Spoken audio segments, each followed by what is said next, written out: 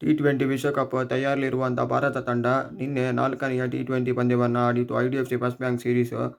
India ಮೊದಲು ಟಾಸನ್ನು ಗೆದ್ದು ಬೌಲಿಂಗನ್ನು ಆಯ್ಕೆ ಮಾಡಿಕೊಳ್ಳುತ್ತೆ. ನ್ಯೂಜಿಲೆಂಡ್ ಪರವಾಗಿ ಓಪನರ್ ಡೆವಾನ್ ಕಾನ್ವೆ ಮತ್ತು ಟಿಮ್ ಶೆಫರ್ಟ್ ಅದ್ಭುತವಾಗಿ ಆಟವನ್ನು ಆಡುತ್ತಾರೆ. ಡೆವಾನ್ ಕಾನ್ವೆ 44 ರನ್ ಆಡಿ ವಿಕೆಟನ್ನು ಒಪ್ಪಿಸಿ ಹೋಗುತ್ತಾರೆ. ಆದರೆ ಟಿಮ್ ಶೆಫರ್ಟ್ ತನ್ನ ಆಟವನ್ನು ನಿಲ್ಲಿಸುವುದಿಲ್ಲ. ಅದ್ಭುತವಾಗಿ ಆಟವನ್ನು ಆಡಿ ನಿನ್ನೆ ತನ್ನ ಸೀರೀಸ್ನಲ್ಲಿ ಮೊದಲ ಅರ್ಧಶತಕವನ್ನು ಬಾರಿಸುತ್ತಾರೆ.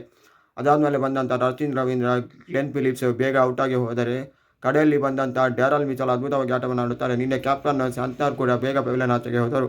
215 ರನ್ನನ್ನು ಹೊಡೆದು 216 ರನ್ ಭಾರತಕ್ಕೆ ಟಾರ್ಗೆಟನ್ನು ಕೊಡುತ್ತಾರೆ. ಭಾರತದ ಪರವಾಗಿ ನಿನ್ನೆ ಬುಮ್ರಾ ಬಿಟ್ಟರೆ ಎಲ್ಲರೂ ದುಬಾರಿಯಾಗಿದ್ದರು. ಅದರಲ್ಲಿಯೂ ಹರ್ಷಿತ್ ರಾಣಾ ಅಂತೂ 62 ರನ್ 4 ಓವರ್ನಲ್ಲಿ ಬಿಟ್ಟುಕೊಟ್ಟಿದ್ದರು. ತುಂಬ ದುಬಾರಿಯಾಗಿದ್ದರು. ಅದಾದಮೇಲೆ ಭಾರತದ ಪರವಾಗಿ ಅಭಿಷೇಕ್ ಶರ್ಮಾ ಮತ್ತು ಸಂಜು ಸ್ಯಾಮ್ಸನ್ ಓಪನಿಂಗ್ ಬರುತ್ತಾರೆ. ಅಭಿಷೇಕ್ ಶರ್ಮಾ ಮೊದಲ ಬಾಲ್ನಲ್ಲಿಯೇ ಹೊಡಿಲಿಕ್ಕೆ ಹೋಗಿ ಕ್ಯಾಚನ್ನು ಕೊಟ್ಟು ಪೆವಿಲಿಯನ್ ಆಚೆಗೆ ಹೋಗ್ತಾರೆ. ಅದಾದಮೇಲೆ ಬಂದಂಥ ಸೂರ್ಯಕುಮಾರ್ ಯಾದವ್ ಕೂಡ 8 ರನ್ ಆಗುವಷ್ಟರಲ್ಲಿ ಬೇಗನೆ ಪೆವಿಲಿಯನ್ ಆಚೆಗೆ ಹೋಗ್ತಾರೆ. ಅದಾದಮೇಲೆ ರಿಂಕು ಸಿಂಗ್ ಬರ್ತಾರೆ. ರಿಂಕು ಸಿಂಗ್ ಮತ್ತು ಸಂಜು ಸ್ಯಾಮ್ಸನ್ ಸ್ವಲ್ಪ ಪಾರ್ಟ್ನರ್ಶಿಪ್ಪನ್ನು ಮೂಡಿಸಿ ತಂಡವನ್ನು ಮೇಲೆತ್ತುತ್ತಾರೆ. ಆದರೆ ಆ ಸಮಯದಲ್ಲಿ ಸಂಜು ಸ್ಯಾಮ್ಸನ್ 24 ರನ್ ಮಾಡಿ ಪೆವಿಲಿಯನ್ ಆಚೆಗೆ ಹೋಗ್ತಾರೆ.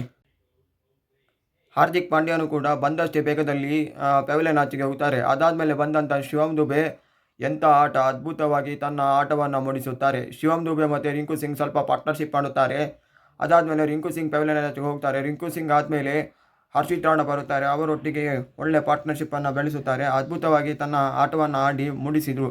ಅದ್ಭುತವಾದ ಆಟವನ್ನು ಆಡಿ ಶಿವಮ್ ದುಬೆ 6, 4 ಬೌಂಡ್ರಿಗಳನ್ನೆಲ್ಲ ಹೊಡಿತಿದ್ರು.